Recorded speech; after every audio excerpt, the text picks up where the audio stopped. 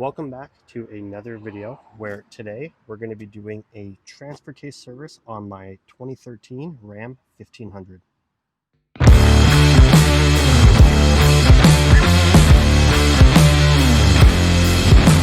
So doing the transfer case service on the Ram 1500 is extremely easy.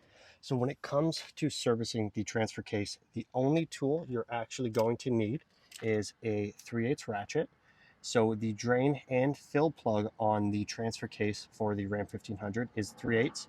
So you can use just your standard ratchet or ratchet with a short extension here. So let's jump underneath. I'm going to show you where your transfer case is, the drain and the fill plug, and I'll walk you through the process here. So the transfer case for the Ram 1500 is this component right here. So it's located under the driver's side. So depending who's serviced your vehicle last, it looks like the last person to service underneath here never put the skid plate back on. So we don't have our skid plate on anymore. So that just saves you a step there. But normally it's a 13mm bolt around the skid plate that you need to drop to get access to this. The bottom plug here is your drain. The top one up there is your fill plug. So the most important thing when it comes to servicing any differentials or transfer cases on any vehicle is to always remove your fill plug first. If you pop your drain plug and don't check the fill plug and it's seized in there, you'll have no way to get fluid back into that case afterwards. So we're just going to check to make sure that the fill plug will crack loose and we can remove it. And then what we'll do is pull that out, and then we'll go down to the drain and we'll get this emptied. So I've set up just two short extensions here just to make sure I can get into this plug and have enough room.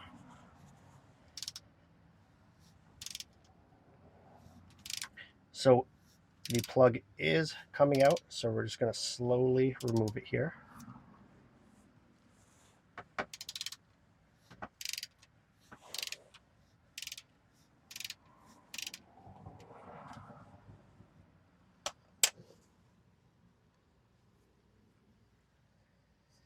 So I've got the plug out. I do have a little metal tray.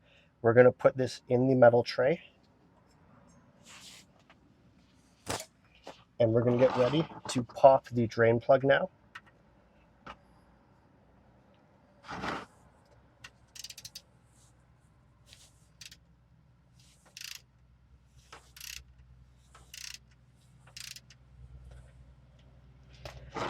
So my drain plug is loose here by hand.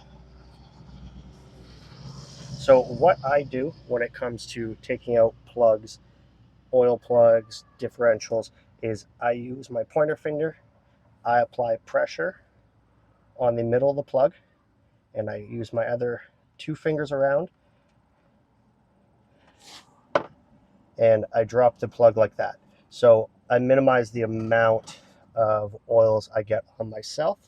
So we're going to let this sit for a minute or two and drain out.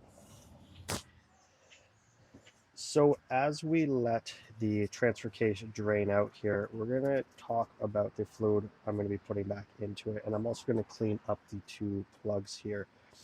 So you can go to the dealer and buy a specific Mopar transfer case fluid, but you're looking at about $60 to $80 a quart.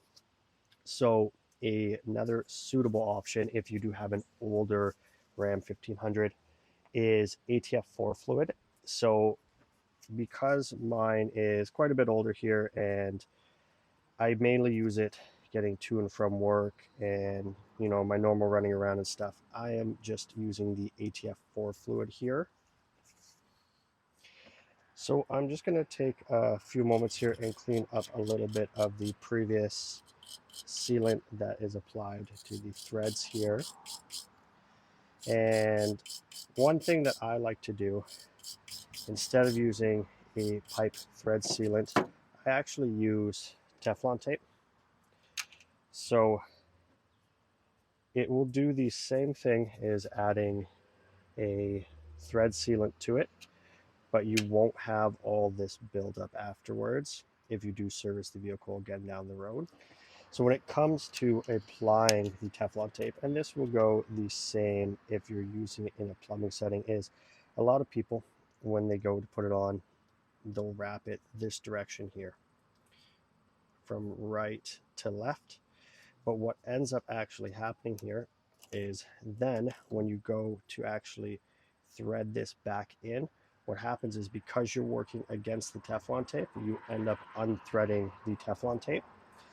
So the proper way to actually use it is to go the opposite direction. So if you actually thread this on in the opposite direction, so you work against the Teflon tape,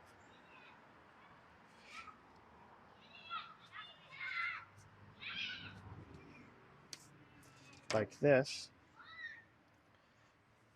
what happens is then when you thread this back in, you're not working against the Teflon tape and unthreading it. You're actually applying more pressure to the Teflon tape, and that is making it seal.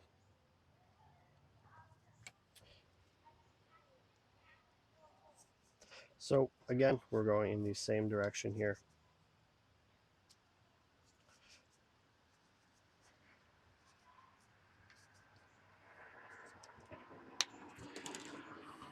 So now when we thread this in, we're working with the Teflon tape instead of against it.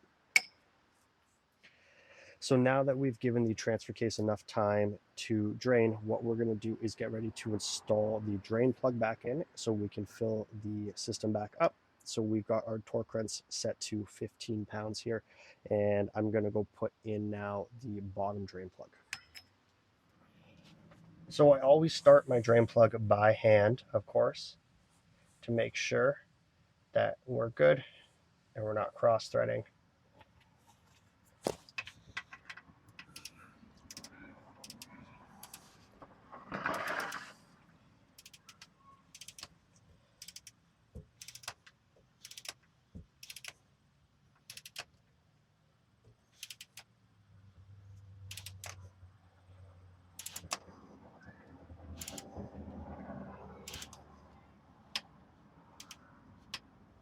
So that is us torqued there, and what we're going to do now is just clean up a little bit of the housing here with some brake clean quick before we fill the system back up.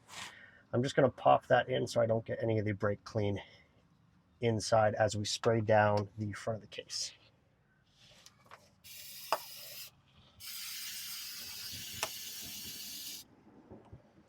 So now that we're ready to refill the transfer case, we're just using a small transfer pump so we can get the ATF out of each bottle.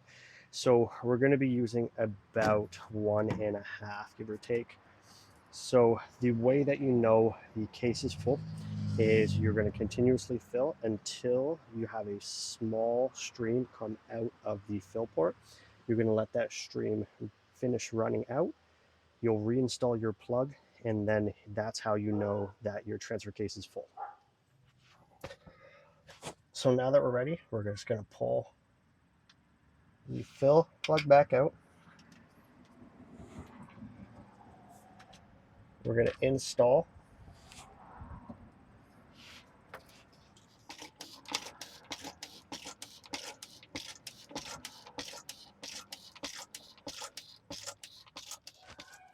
So we finished off our first bottle, so we're now going to start using the leftover for the second bottle that we need.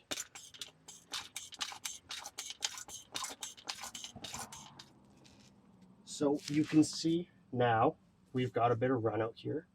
So we're going to pull that out, and we're just going to let that run out here settle, and we know our transfer case is full. So now that we've given the transfer case enough time to drain out the excess fluid, we're going to reinstall the drain plug.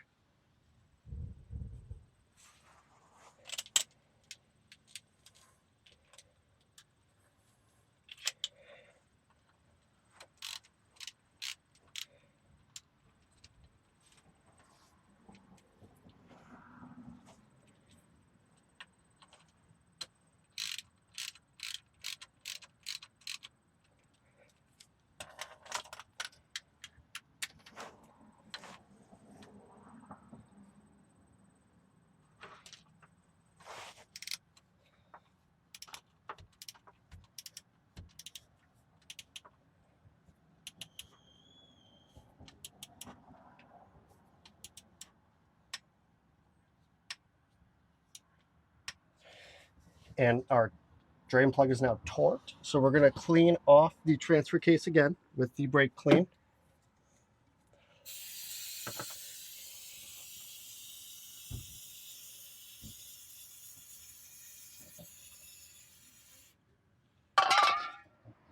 So we've now completed the fluid change on the transfer case for our Ram 1500.